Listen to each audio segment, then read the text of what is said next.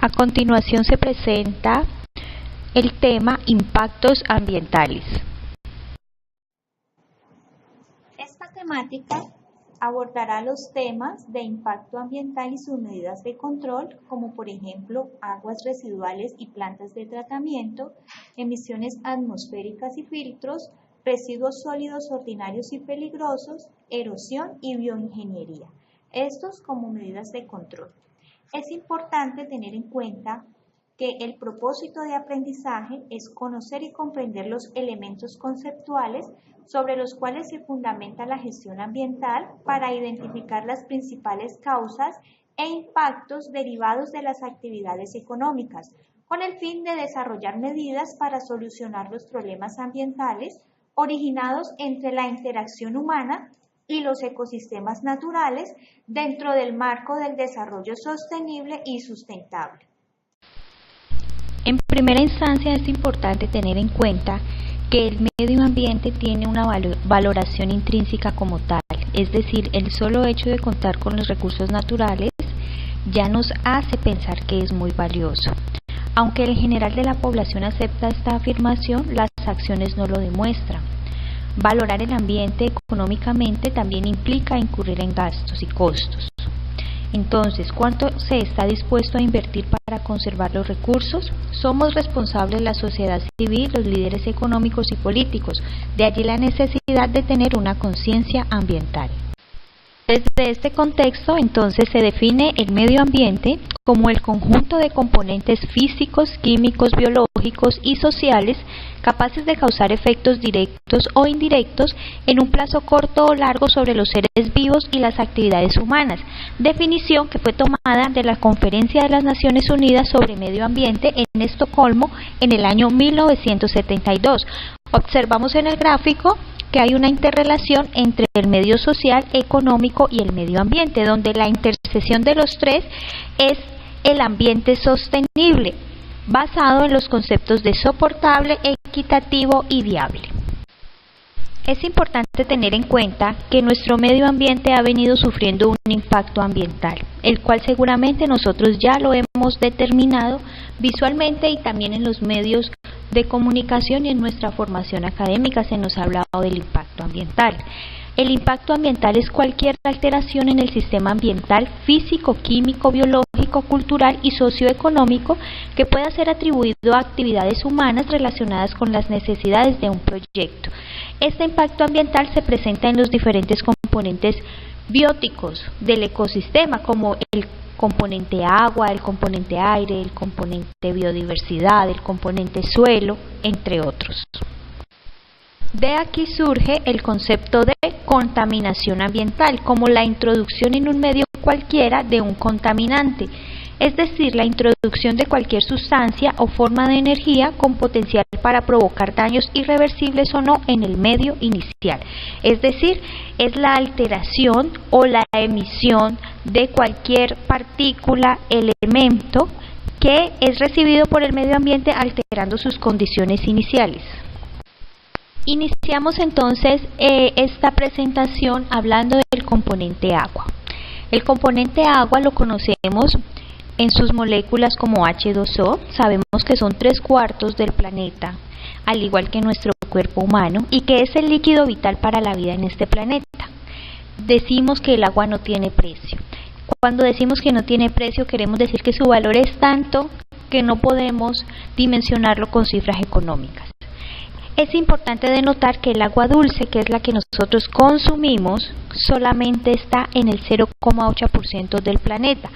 Por ende debemos cuidarla, conservarla. Si bien 3/4 son agua de nuestro planeta, son agua salada, agua que está en el mar, agua que no la podemos consumir, agua que tendría que ser desalinizada, procesada para poder potabilizarla. Entonces de allí que tengamos la conciencia, el compromiso, la actitud de conservar nuestras cuencas, nuestros ríos, conservar el agua dulce que tenemos, que es un líquido vital supremamente valioso. Sin embargo, el agua ha venido siendo contaminada, generándose esta imagen que no es tan agradable a nuestros ojos, que es el agua residual. El agua residual es la alteración de las propiedades del agua por la incorporación de materias extrañas como microorganismos, productos químicos, residuos industriales, residuos líquidos urbanos. Es importante denotar que el agua residual se divide en dos tipos: el agua residual urbana o doméstica y el agua residual industrial. El agua residual urbana se caracteriza porque proviene principalmente de las actividades domésticas del hogar, como el lavado, como las baterías sanitarias, y se caracteriza por tener una alta carga de materia orgánica, mientras que el agua industrial es un agua que viene de procesos, como su nombre lo indica, industriales, donde ha habido una transformación de materias primas por medio de un proceso industrial y se han adicionado elementos químicos, bien sea ácidos o bases, que luego van a mezclarse con el agua a producir un excedente, un residuo, un subproducto que va a tener esos mismos elementos y va a estar contaminado, diferente al agua residual doméstica. Ambas igual necesitan un tratamiento.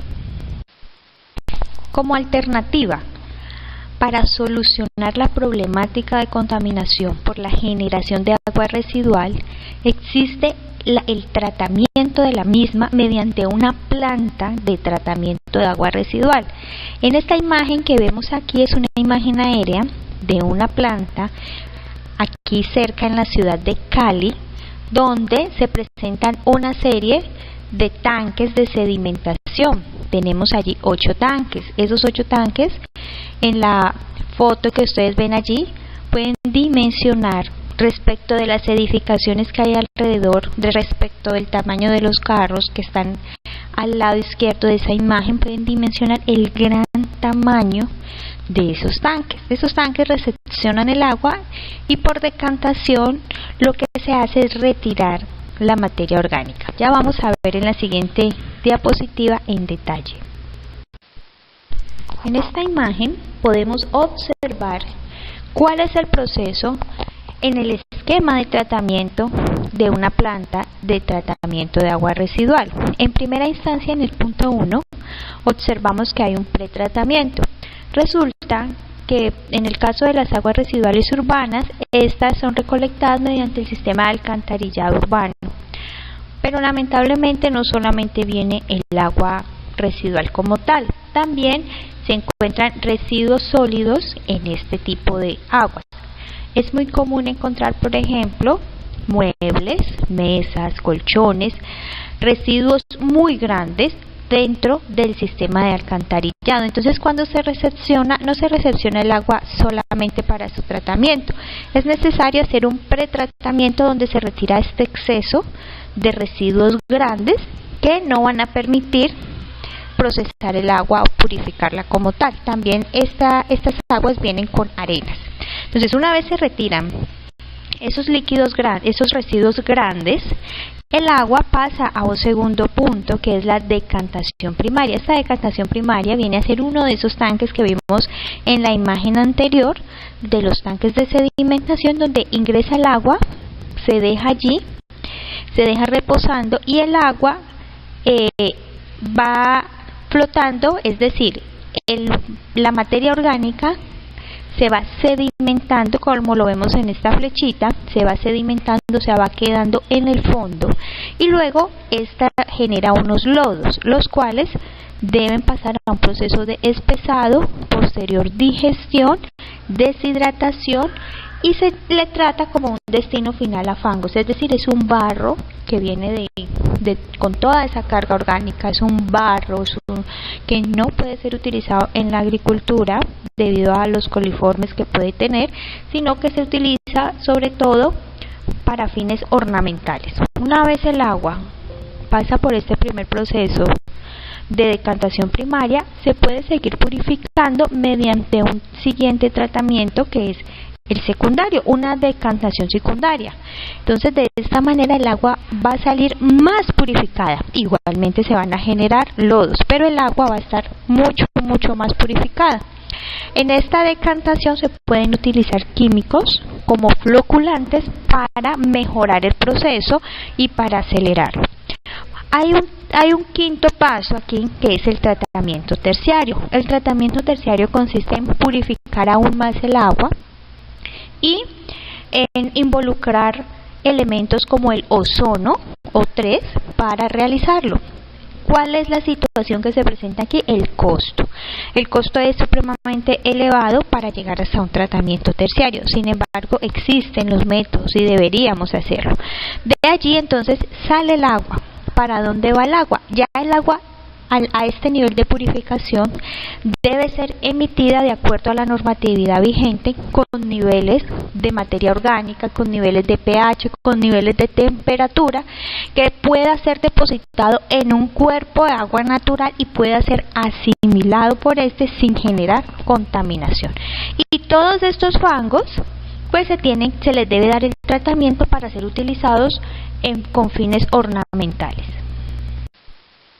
En esta imagen estamos observando otra planta de tratamiento de agua residual de una manera diferente.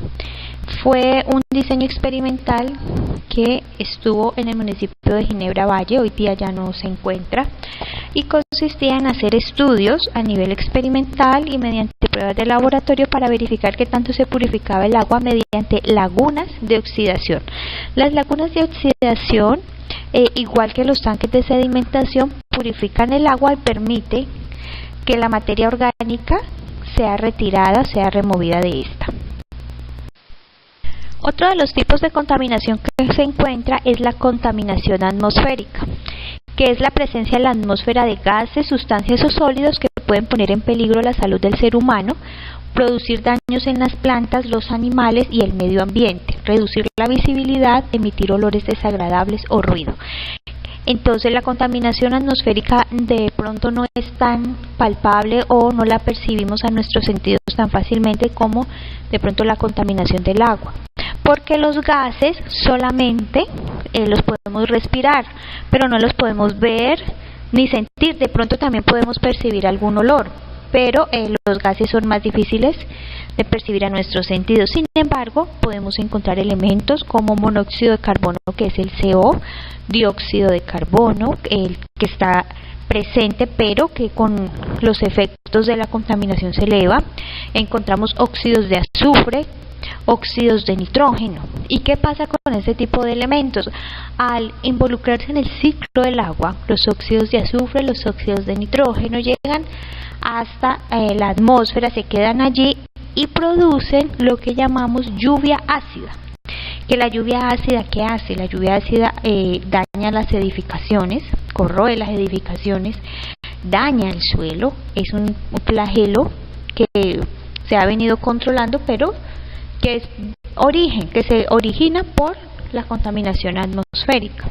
Dentro de esta también tenemos el ruido, ¿no? Y es importante denotar que la contaminación atmosférica la producen tanto las chimeneas como subproductos de los procesos industriales, o también las fuentes móviles o vehículos cuando realizan procesos de combustión interna incompleta, es decir, cuando el motor no funciona bien de un vehículo y en lugar de producir en el proceso de combustión CO2, o sea, dióxido de carbono, produce monóxido de carbono, que es altamente contaminante y puede quitarle la vida a una persona en poco tiempo si lo inhala, si lo respira.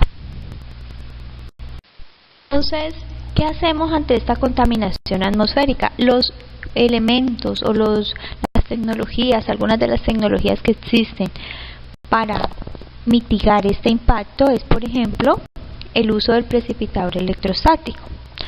El precipitador electrostático lo que hace es que carga de electricidad las partículas, atrayendo a las placas metálicas con cargas opuestas ubicadas en el precipitador. Las partículas se retiran de las placas mediante golpes secos y se recolectan en una tolva ubicada en la parte inferior de la unidad. Es importante denotar que en este tipo de control lo que se remueve son partículas. ¿Por qué? Porque las partículas, cuando son de muy pequeñas, menores a un diámetro de 10 micras, podemos respirarlas y nos pueden producir enfermedades graves. Entonces las partículas deben ser tratadas, ¿sí? Entonces ese precipitador solamente es para el control de partículas. Tecnologías que remueve la contaminación atmosférica son los filtros de mangas. Un filtro de mangas es un dispositivo para la separación de partículas sólidas en suspensión de una corriente gaseosa. No elimina la contaminación por compuestos volátiles, es decir, aquí solamente se está removiendo partículas, por ende siempre hay que analizar el proceso industrial para evitar la generación de óxidos de azufre y óxidos de nitrógeno. Los filtros de mangas se utilizan sobre todo en instalaciones industriales como una alternativa a los precipitadores electrostáticos. Los filtros de mangas son filtros de autolimpieza continua que utilizan elementos filtrantes tipo mangas autosoportados capaces de retener partículas submicrónicas transportadas por la corriente de aire o gas. La cualidad principal de estos equipos es la enorme simplicidad de diseño y trabajo y la gran versatilidad de su utilización. Por último, citamos ahora los ciclones como otra alternativa para el tratamiento de la contaminación atmosférica, principalmente para evitar que las partículas suspendidas o tales sean emitidas al aire. El ciclón es esencialmente una cámara de sedimentación en que la aceleración gravitacional se sustituye con la aceleración centrífuga. Los ciclones constituyen uno de los medios menos costosos de recolección de polvo, tanto desde el punto de vista de operación como de la inversión. Los ciclones son adecuados para separar partículas con diámetro mayores a 5 micrómetros, aunque partículas mucho más pequeñas en ciertos casos pueden ser separadas. Otro de los impactos ambientales que encontramos es el manejo inadecuado de los residuos sólidos. Vemos allí en esa imagen un vertedero donde a simple vista podemos observar sobre todo plástico. Entonces, uno de los problemas que se ha generado en estos últimos años, en esta vida que tenemos, es el de la alta generación de plásticos. Es importante que cuando vayamos a consumir un producto, además de utilizarlo, pensemos en cuál ha sido el ciclo de vida de ese producto, qué ha pasado con ese producto, de dónde vienen las materias primas y qué tanto se impactó el ambiente para obtener esa materia prima. Y luego que desechamos ese producto, ¿qué va a pasar con esos envases? ¿A dónde van allí? ¿Dónde van a ir? ¿Estamos contribuyendo a que esa imagen que tenemos allí se siga acentuando o estamos contribuyendo a un ambiente diferente?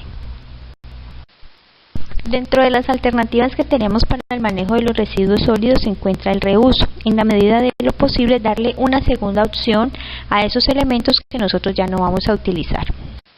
Mitigar entonces la contaminación por residuos sólidos, se incentiva el reciclaje, donde al transformarse el papel y el cartón se obtienen nuevas materias primas para su procesamiento. De esta manera se evita que se tengan que tomar materias primas del ambiente para producir los mismos elementos. Entonces, si estamos contribuyendo al reciclaje de papel, evitamos la tala de árboles. En cuenta que no todos los residuos sólidos son reciclables, existe la alternativa de realizar procesos de compostaje para los residuos orgánicos como cáscaras de alimentos, residuos de alimentos, hojas que se secan, residuos de la poda. En este compostaje los residuos vegetales y animales se degradan rápidamente y se pueden convertir en acondicionadores de suelos.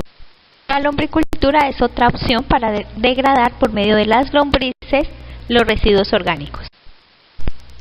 La lombricultura es la técnica de criar en cautiverio lombrices, logrando obtener una rápida y masiva producción y crecimiento en espacios reducidos, utilizando para su alimentación materiales biodegradables de origen agrícola, pecuario, industrial y casero, produciendo como resultado la transformación de los desechos en biomasa y humus. También se produce la carne de lombriz, que es utilizada sobre todo en la industria de las comidas rápidas, principalmente en las hamburguesas.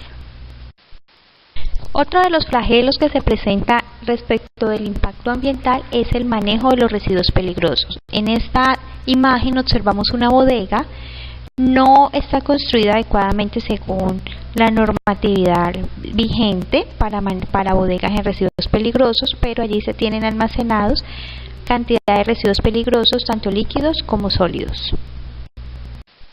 Entre los mayores problemas de las sociedades industrializadas, sobre todo en grandes centros urbanos, se encuentran los residuos descartados sin control en el medio ambiente por fábricas o depósitos de residuos químicos y agrícolas. Es importante tener en cuenta que los residuos peligrosos no van al vertedero, no van al relleno sanitario, tienen un tratamiento diferente. Durante mucho tiempo se subestimó los efectos negativos en el ambiente de estos residuos. Es necesario controlar, manipular y disponer adecuadamente este tipo de residuos.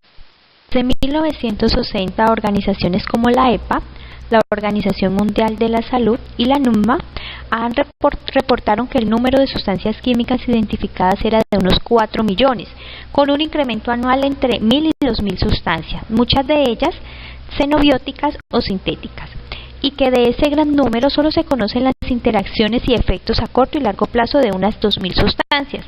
Hoy podemos decir que este número ha sido altamente superado y que son muchas más las sustancias químicas identificadas. Antecedentes: en los años 60, cuando ocurrió la guerra de Vietnam, se utilizó el agente naranja, que produjo varios efectos en los vietnamitas como trastornos nerviosos. Otro de los antecedentes que encontramos es en 1962, donde Charles Carson escribió su libro Silent Spring, donde manifiesta que ya no se escucha el canto de los pájaros en la primavera, porque el uso de agroquímicos ha conllevado a que se mueran las aves y no hayan cantos como solían presentarse. Igualmente, en el año 76, en Seveso, Italia, la falla de un equipo dio como resultado la emisión de 5 kilogramos de dioxina a la atmósfera. Antes de la evacuación de la población ya había muerto casi la totalidad de los animales. Uno de los antecedentes más relevantes en el manejo de los residuos peligrosos ocurrió el 26 de abril de 1986 en Chernobyl, Rusia. Seguramente ustedes tal vez no habían nacido, algunos sí, otros no, pero en ese momento se efectuó la explosión de un reactor nuclear. Fue una gran catástrofe mundial en ese momento, aún lo es. Fue una gran noticia, algo que impactó la humanidad porque había un desconocimiento al respecto. Resulta que la energía nuclear no se ve, no se siente, no se escucha, no es percibible a nuestros sentidos. Entonces, cuando explota un reactor nuclear, lo que ocurre es que se genera gran cantidad de radiación al ambiente. Radiación. ¿Qué es la radiación? La radiación es una emisión que está atravesando nuestro cuerpo, que puede atravesar lo que sea, producir mutaciones en un periodo de tiempo muy corto y puede obviamente producir la muerte. Entonces, en ese momento tal vez se subestimó lo grave de esta situación. Posteriormente se evacuó toda la población y hoy día Chernobyl es una ciudad fantasma, allá no vive nadie. Allá está totalmente deshabitada y aún los niveles de radiación son altos. En este preámbulo, teniendo en cuenta el decreto 4741 del 2005, podemos definir que el residuo sólido peligroso es aquel residuo o desecho que por sus características corrosivas, reactivas, explosivas, tóxicas, inflamables, infecciosas o radioactivas puede causar riesgo o daño para la salud humana y el ambiente. Asimismo, se considera residuo o desecho peligroso los envases, empaques y embalajes que hayan estado en contacto con ellos. Algunos elementos de importancia en el manejo de los residuos peligrosos: tenemos el arsénico, que se utiliza en agroquímicos, el antimonio, que se utiliza en fundición, impresión y libera un gas que es la estibina, muy tóxico, el cadmio, que se utiliza en baterías y pigmentos, el cianuro, que son gases de uso militar para gas comprimido y para exterminar roedores, el cobre, que se utiliza en moldes, planchas e insecticidas, el cromo hexavalente en la fabricación de acero. Es importante tener en cuenta algunos contaminantes, sus características y el riesgo para la salud. Por ejemplo, el arsénico es un elemento en la naturaleza que produce cáncer pulmonar. El antimonio también se encuentra en la naturaleza y es un irritante en la piel, los ojos, la nariz y la garganta. El cadmio produce daño pulmonar. El cianuro es un veneno que produce una parálisis y paro respiratorio. El cobre se encuentra en los sólidos y es irritante para la piel y opaca las córneas. El cromo hexavalente es un metal que puede producir cáncer. El fenol puede producir ceguera. El níquel, cáncer pulmonar. El plomo, que es un metal industrial que altera el sistema nervioso. El mercurio altera el cerebro, los riñones y los fetos. Los ácidos alcalinos fuertes se encuentran en los líquidos corrosivos y destruyen los tejidos. De esta manera, los residuos peligrosos han sido clasificados en los siguientes. Residuo infeccioso. Se considera residuo infeccioso aquel que contiene microorganismos tales como bacterias, protozoarios, virus, hongos y recombinantes híbridos y mutantes, y sus toxinas con la suficiente virulencia y concentraciones tales que pueden producir una enfermedad infecciosa o toxi-infecciosa.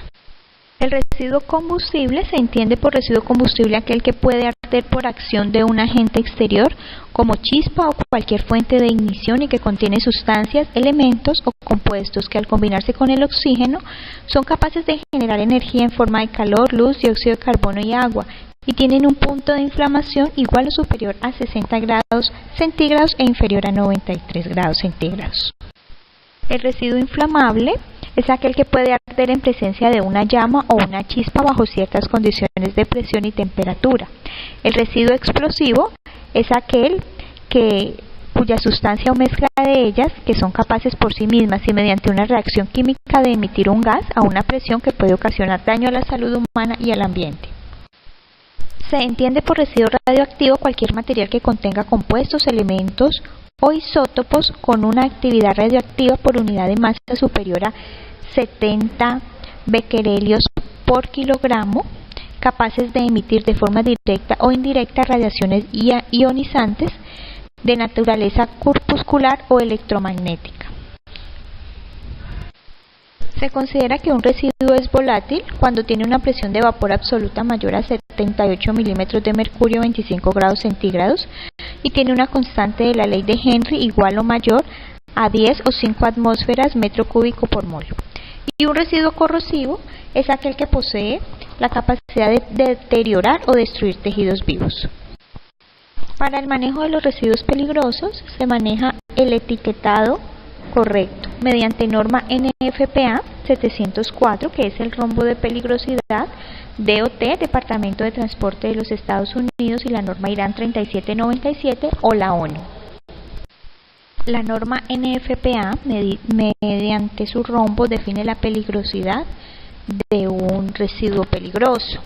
Entonces, seguramente lo han visto cuando vemos carrotanques que transportan líquidos inflamables y observamos este rombo. Entonces, en el color rojo se define la inflamabilidad con parámetros desde 0 a 4, siendo 0 no arde y 4 extremadamente inflamable. El color amarillo define si el residuo es reactivo, con una escala de 0 estable normalmente hasta 4 puede explotar. Si es especial, está denotado con el color blanco y se maneja como evite utilización de agua o si es oxidante. Y el riesgo para la salud está denotado con el color azul, siendo 0 como material corriente y 4 demasiado peligroso. Teniendo en cuenta la norma DOT, Departamento de Transporte de los Estados Unidos, y la norma IRAN 3797, se utilizan estos símbolos. Observamos los símbolos para explosivo, gas no inflamable y gas inflamable.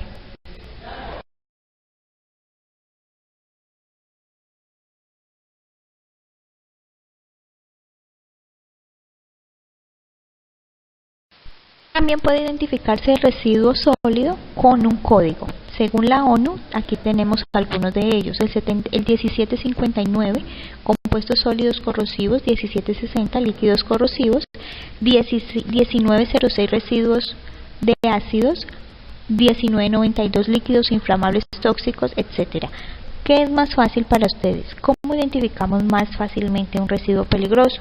¿Con los códigos de la ONU, con los códigos con los símbolos de OT o con el rombo de peligrosidad?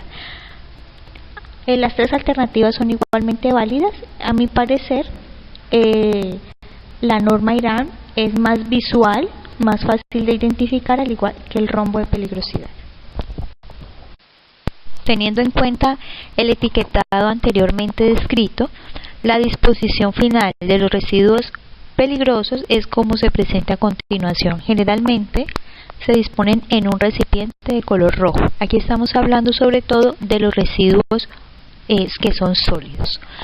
Cuando hablamos de metales pesados y reactivos, su disposición final es la encapsulación. Cuando nos referimos a citotóxicos y fármacos, su disposición final es la incineración. Cuando hablamos de amputaciones, residuos de laboratorio, sangres y subproductos, su disposición final es la cremación.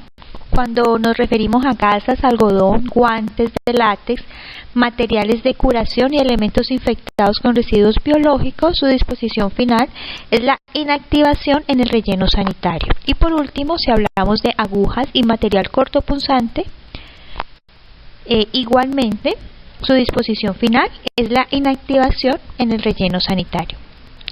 Pero primero debe pasar por un proceso que hay que resaltar nuevamente, que es la inactivación. Es importante tener en cuenta que la empresa de aseo no es la que se encarga de estos elementos. La que se encarga de estos tipos de residuos son empresas especializadas que tienen personal formado para poder manejar este tipo de residuos. Uno de los flagelos que encontramos a nivel de impacto ambiental es la erosión. La erosión, según Ellison, citado por Hudson, define la erosión como el proceso de separación, transporte y depósito de los materiales del suelo por los agentes causantes, tales como la lluvia, el viento y el hombre. Entonces, el suelo es la pérdida de la cobertura de esa primera capa del suelo que permite la agricultura. Si nosotros realizamos una excavación profunda, vamos a encontrar que el suelo va cambiando de color, lo que se llama el perfil del suelo. Solamente la primera capa es la capa cultivable, por eso es tan importante detener los procesos de erosión. Si nosotros quisiéramos sembrar en un subsuelo, nunca va a germinar nada, nada se va a dar allí, porque las semillas y la agricultura solamente se lleva a cabo en esa primera capa del suelo, que es la capa rica, el suelo que puede darle los nutrientes a las semillas. De allí la importancia de conservarlo. En la primera imagen observamos lo que es la erosión por consecuencia del agua, por la lluvia. Generalmente se da cuando el suelo está desnudo y no tiene una cobertura vegetal. Entonces la gota de agua cae al suelo, lo impacta y produce que se desprenda esa capa de suelo. En la segunda imagen vemos una imagen de escorrentía, donde el suelo va hacia la caída, va con la gravedad, y se va perdiendo la capa vegetal y se va perdiendo el suelo. Y en la tercera imagen observamos una cárcava de color naranja, donde ya no hay suelo sino subsuelo. En esta imagen observamos la erosión denominada pata de vaca. Se presenta cuando se llevan a cabo actividades de ganadería en zonas de ladera. Por eso es que lo que se recomienda es que todo lo que sea ganado siempre se maneje en zona baja, en zona plana, no en zona alta. Esta imagen es una imagen real en Caldas, Manizales, Caldas. Se presentó un deslizamiento debido al proceso de erosión que se venía desarrollando y al cual no se le había dado el manejo adecuado.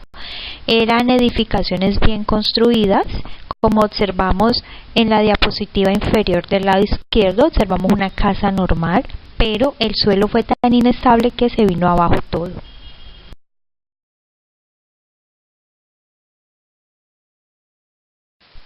Como medida de control para la erosión tenemos los policultivos en el sentido contrario de la pendiente, como lo observamos en esta imagen. Hay dos tipos de cultivos y se ha sembrado en sentido contrario a la pendiente para evitar el proceso de erosión.